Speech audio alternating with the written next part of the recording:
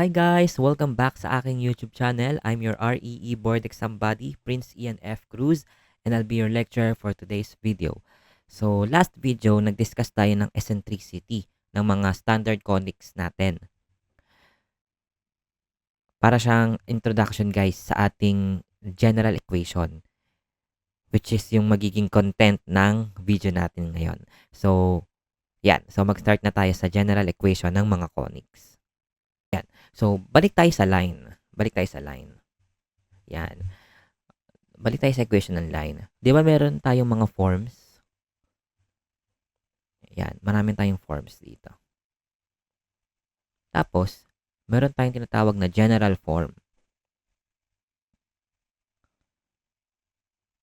Kumbaga, pag nakita niyo general form, parang naka-expand na lahat, naka-simplify na lahat, tapos lahat sila nasa left-hand side ng equation. So, di ba dito pwede mo pa itong i-distribute. Dito pwede mo pa siyang i-move sa kabila. Ito pwede mo pa itong i-distribute. Ito pwede mo pa itong i-simplify. Mag-multiply ka ng AB para matanggal yung fraction. Yan. So, marami pang simplification na pwedeng gawin para ma-simplify siya talaga. Pero pag general form, naka-simplify na siya. Yan. So, kung sa line, meron tayong general form. Pagdating sa conics, meron din tayong general form. Ang kinaibahan lang sa conic sections, yung highest degree na meron na tayo ay 2. Kasi sa conic sections, di ba ang highest degree natin, di ba may squared doon? X squared, Y squared, so 2 talaga. So medyo dumami lang yung terms pag general form ng conics. Ayan, eto na siya. X squared plus bxy plus cy squared plus dx plus ey plus f. Yan. So, ayan yung general equation ng conics. Lahat na yan. Lahat na yan, nire-represent niya na yan lahat. Ito yung kanilang general equation. So, kapag ka nakita kayo ng ganitong form, di ba sa line, sabihin natin, 3x plus 4y plus 2. General form of a line, alam mo na line yan. Pero pag nakita ka ng general equation na conic, sabihin natin 3x squared plus 2xy plus y squared plus 2 is equal to 0, hindi mo agad malalaman kung ano siya. Kasi general equation siya ng lahat ng conics. Alam mo na conic section yan, pero alin doon? Sa apat na conics. Di ba hindi pa natin sure? Hindi pa natin alam. Kasi yung general equation ng mga conics, ng apat na conics ay iisa lang ng form.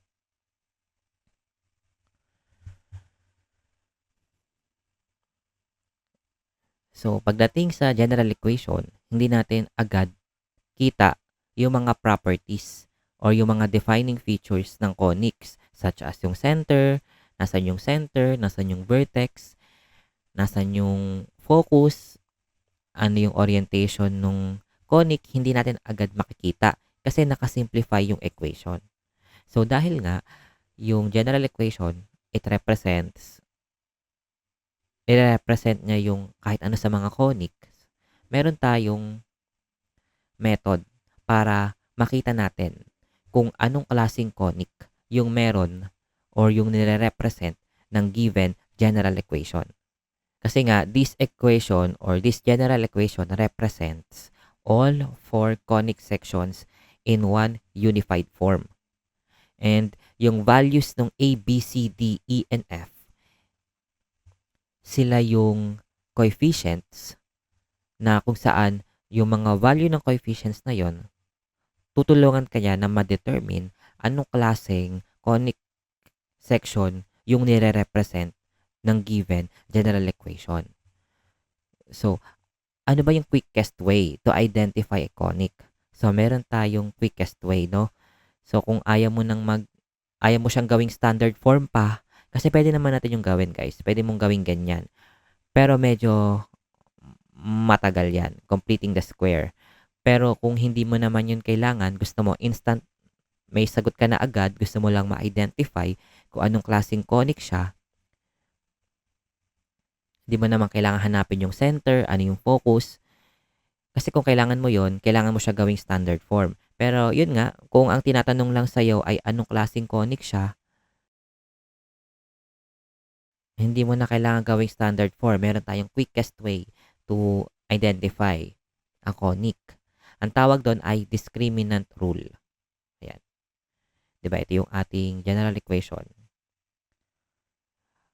Pero bago ko ipakita guys yung formula, alamin muna natin yung purpose ni B.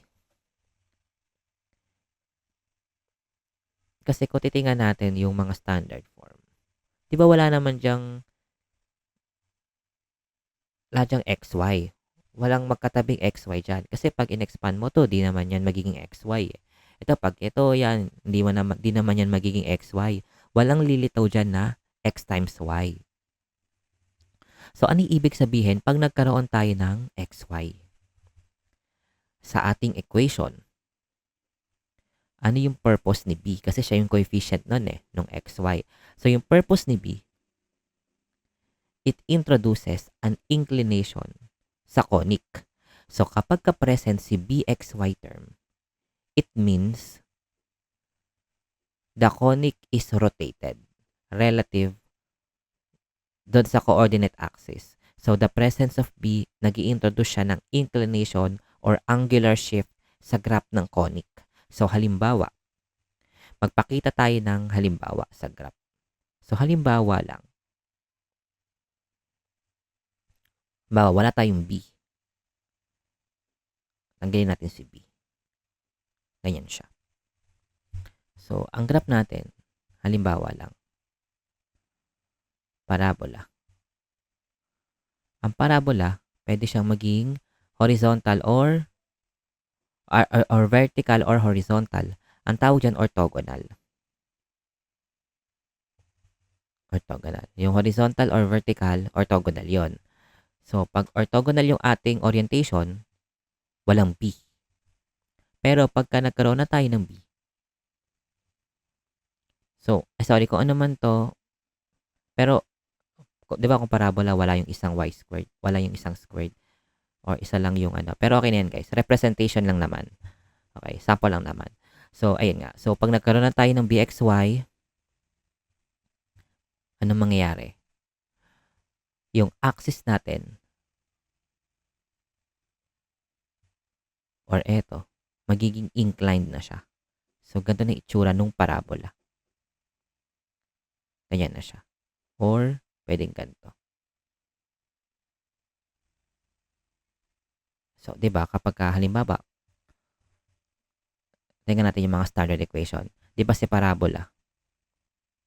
Siya lang yung, isa lang yung naka-square. Di ba dito sa vertical parabola, x squared lang meron ka.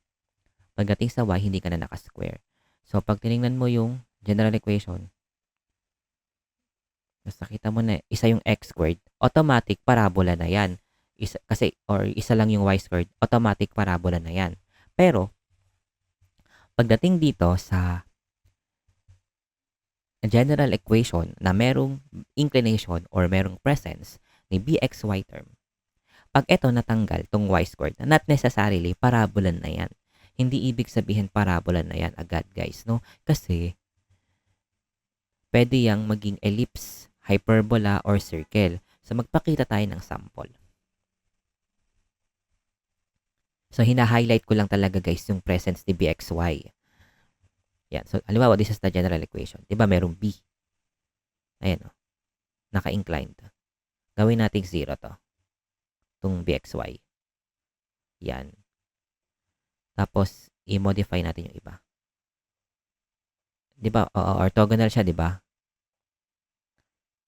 Yan, o. Either horizontal or vertical lang yung axis natin.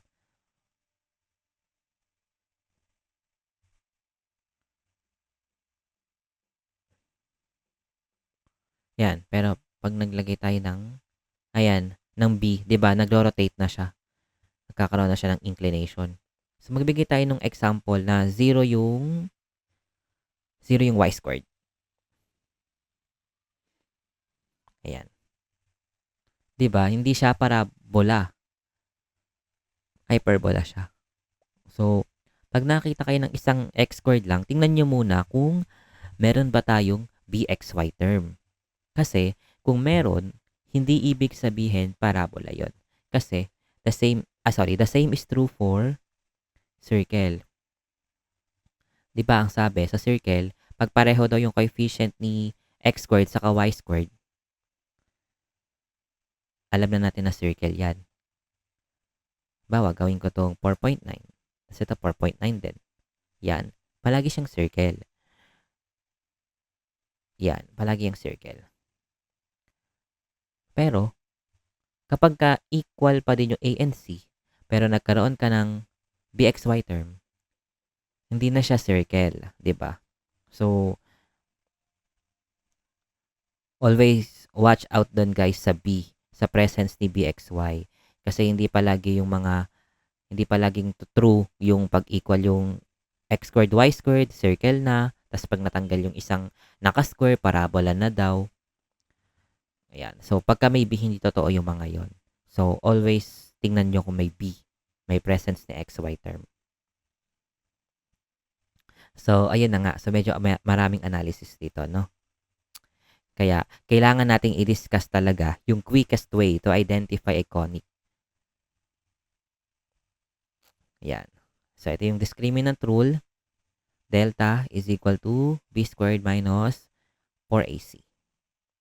Yan. So, ito yung formula. So, kukumpitin natin to. So, titingnan lang natin yung coefficients, then saka natin isa-substitute dito sa formula. So, meron tayong mga signs kasi marami tayong possible answers. So, kunin lang natin to, b, a, at saka yung c. Kapag ka ang lumabas ay less than 0 or negative, yung conic ay ellipse. Kapag ka equal to 0, yung conic ay parabola. Kapag ka greater than 0, ang conic ay hyperbola. Kaya kung medyo nahihirapan kayo tandaan, ihalin tulad natin siya sa eccentricity. Yan. 'Di ba ano yung eccentricity pag less than 1? 'Di ba ellipse? Tapos kapag ang eccentricity ay equal to 1, parabola. Kapag ang eccentricity ay greater than 1, hyperbola.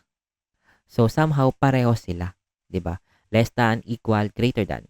Pinagkaiba lang dito yung basis natin 0. Tapos dito naman sa eccentricity 1. Pero somehow makakatulong na yan sa inyo para makabisado nyo siya kasi parehas lang sila. Ayan. So dito sa discriminant method o discriminant rule, para ma-identify ko anong klaseng conic, nasan dyan si circle. Actually, etong less than 0, dalawa yan. Ellipse or circle. Inuna ko lang yung ellipse para mahalin tulad natin siya sa eccentricity. Pero yung less than 0, dalawa talaga yan. Ellipse or circle. Pero marami kasing exemption. Si circle. Halimbawa, less than 0. Circle siya. Pero kailan siya magiging circle? Pagka equal si A and C, tapos B is equal to 0. Yan. So, kung walang B, tapos equal si A and C, automatic circle na yon. Equal na sila. Basta equal sila, circle na yon. Kasi less than 0 naman na talaga ilalabas nila kasi magsi-0 to. Oo, tapos negative 4AC na lang. Tapos kung equal pa yung A and C, palagi yung magiging positive. So, automatic negative na talaga ilalabas. And kailangan 0 si B. Kasi napakita ko naman na sa inyo kanina, 'di ba? Pagka may B, tapos equal pa rin si A and C, not necessarily circle na siya. So, ibig sabihin, pagka nagkaroon na ng B, never na siya magiging circle, yung conic. Wala na si circle sa choices. Pag nakita kayo ng B, wala na circle yon.